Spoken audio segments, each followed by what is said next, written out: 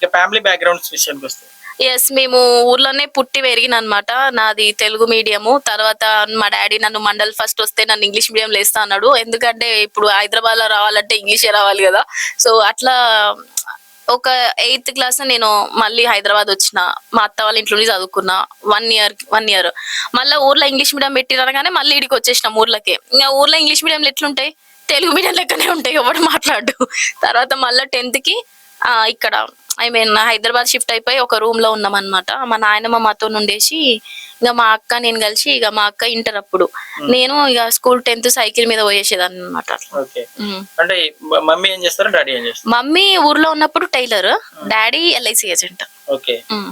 అంటే fully సెటిల్డా family? లేదు. అంటే ఈ మధ్యన మేము ఇల్లు కట్టినాం సొంతిల్లు. హ్మ్. కట్టి కూడా ఆల్మోస్ట్ 7, 8 ఇయర్స్ అయితుంది.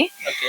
అంటే ఎప్పుడు ఇగ మేము ఊర్లో నుంచి అంటే మాకు ఈడ రూమ్ ఉంటుండే కదా హైదరాబాద్‌ల. హ్మ్. ఇగ ప్రతి పండక్కి మేము ఊరికే పోతాం. ఈడ చేసుకోం, ఈడంతా మంచిగా చెయ్యరు, ఎవ్వడు పలకరియ్యడు. ఆ!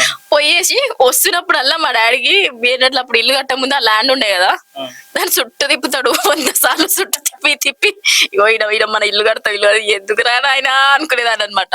ఇప్పుడు అర్థమైతుంది. ఒక మెచ్యూరిటీ లేని టైంల మనం మన డాడీని ఇన్ని అనుకున్నామా అని నాకు అనిపించింది.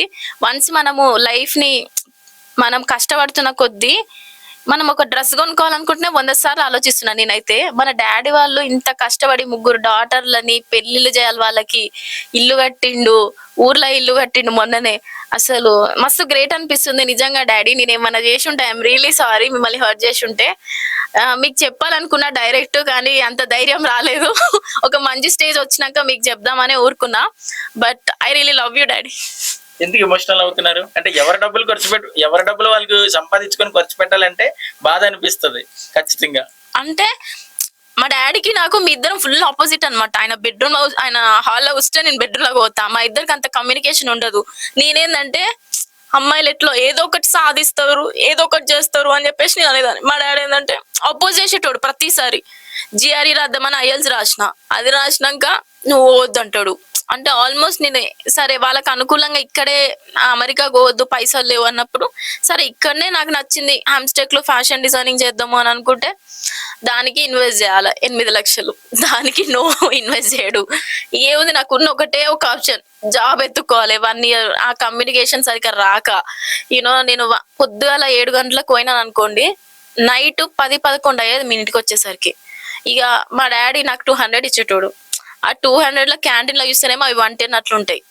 ఆడ వాటర్ తాగి ఆల్మోస్ట్ ఇంగ నాకు హెల్త్ ఇష్యూస్ గూడా అనుకోండి. అంటే గ్యాస్ట్రిక్ ప్రాబ్లమ్ లాగా. అయ్యో! లైఫ్‌లా చెప్తున్నా గదా! మస్తు కష్టపడ్డా.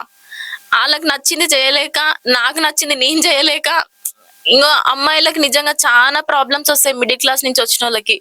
కానీ నేను ఎటు పోయి ఎట్లైనా సరే 2 ఇయర్స్ జాబ్ చేసిన తర్వాత నేను ఒక క్లారిటీగా వచ్చిన ఇగ. ఏమైనా గాని, ఏదైనా గాని సావనన్న సావని. నాకు నచ్చిన డ్రీమ్‌ని నేను అచీవ్ చేయాలని చెప్పి మా డాడీతోని గట్టి గట్టిగా కూర్చున్నా ఇగ.